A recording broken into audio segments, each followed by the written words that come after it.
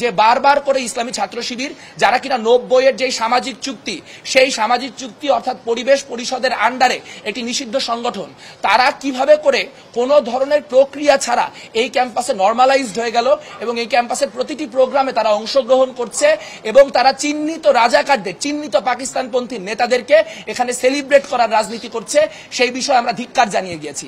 আমরা বলতে চাই যে ছাত্র শিবিরকে যদি নর্মালাইজ করতে হয়, ছাত্র শিবিরকে যদি ক্যাম্পাসের রাজনীতিতে ফেরাতে হয়, তাহলে এই প্রক্রিয়ার মাধ্যমে বারবার প্রতারণার মাধ্যমে তা করা সম্ভব না। আমাদের কাছে গত 12ই আগস্ট যে লিয়াজো কমিটি, সেই লিয়াজো কমিটি বলে গিয়েছিল যে 90-এ প্রত্যাখ্যাত দুই ছাত্র সংগঠন অর্থাৎ ইসলামী ছাত্র শিবির এবং আপনার ছাত্র সমাজ, এই দুটি সংগঠনের ব্যাপারে কি করা হবে তা পরবর্তী মিটিংগুলিতে সিদ্ধান্ত গ্রহণ করা হবে। কিন্তু আমরা অবাক হয়ে দেখতে পেয়েছি এরপর লিয়াজো কমিটি বলেই আর কোনো কিছু এক্সিস্ট করেনি।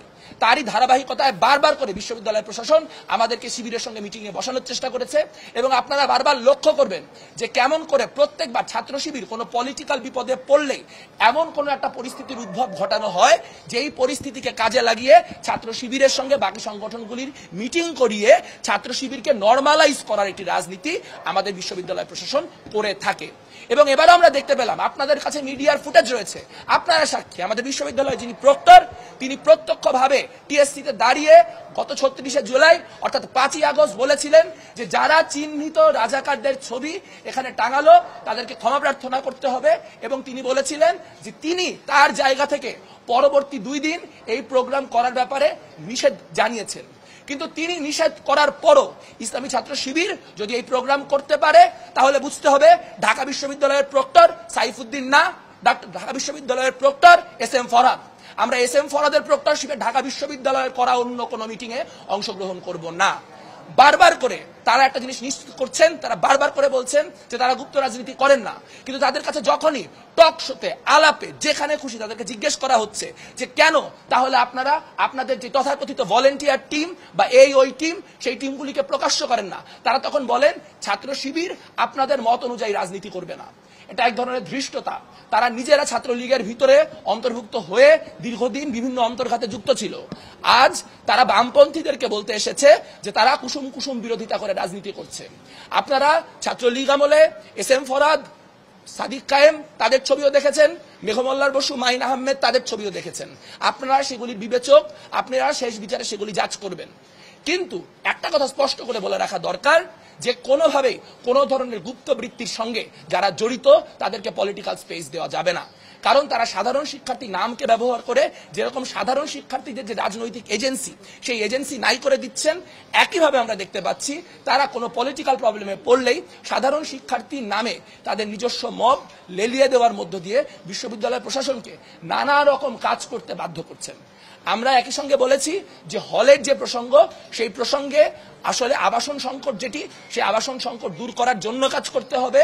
আপনার বিশ্ববিদ্যালয় প্রশাসনকে নিরপেক্ষ ভূমিকা গ্রহণ করতে হবে এবং ক্যাম্পাসে নতুন বা পুরাতন যে কোনো সামাজিক চুক্তি করার মধ্য দিয়ে নিশ্চিত করতে হবে যাতে করে কেউ এটি ভায়োলেট করতে না পারে এবং ভায়োলেট করলে তার শাস্তি কি হবে এবং বাকিরা তার বিরুদ্ধে কিভাবে সংঘবদ্ধভাবে লড়বে তাই নিয়েও আমরা কাজ করব, সেই আশ্বাস আমরা দিয়ে এসেছি।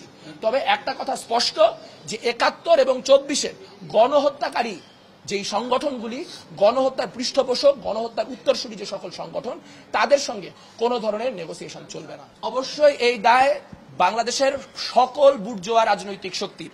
এই দায় প্রাথমিকভাবে আওয়ামী লীগের, যারা 1971-এর পরে তাদের কোনো বিচার করতে সক্ষম হয় নাই। এই দায় বিএনপির, যারা তাদের সঙ্গে জোটবদ্ধভাবে রাজনীতি করেছে।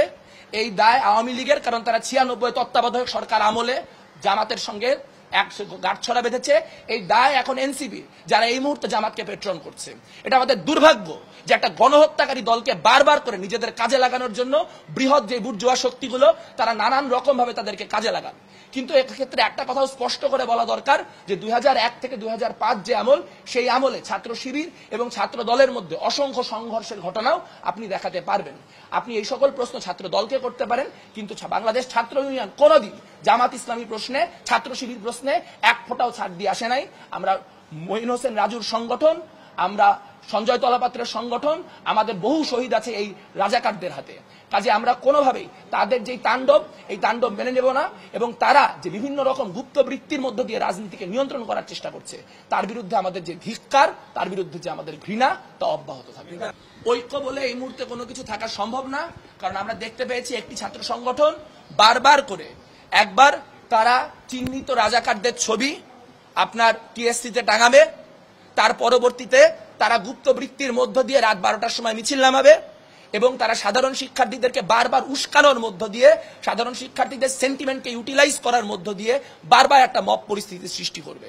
কাজেই যদি ঐক্যের জন্য কাউকে দায়ী করতে হয়, তাহলে তাদেরকে দায়ী করুন যাদেরকে 24-এ আমরা বামপন্থীরা, আপনারা সাক্ষী, প্রথম 6 মাস আমরা শিবির নিয়ে একটা শব্দ উচ্চারণ করি নাই, আমরা কোনো আলোচনা করতে যাই নাই, কারণ আমরা ভেবেছিলাম যে তারা নতুন প্রজন্ম, তারা হয়তো নতুন করে নতুন ভাবে রাজনীতি করবে। কিন্তু এটা আমাদেরই বুদ্ধিমত্তার অভাব আসলে, যে আমরা ভুলে যাই যে আমরা যদি সকলেও ভুলে যাই 1971-এ জামাত ইসলামের অবস্থান কি ছিল, জামাত ইসলামী নিজে তা ভুলতে পারে না। ফলে তার বারবার করে 1971 ভ্রান্ত ছিল, এই রাজনীতিতে তাই ফিরে যেতে হয়।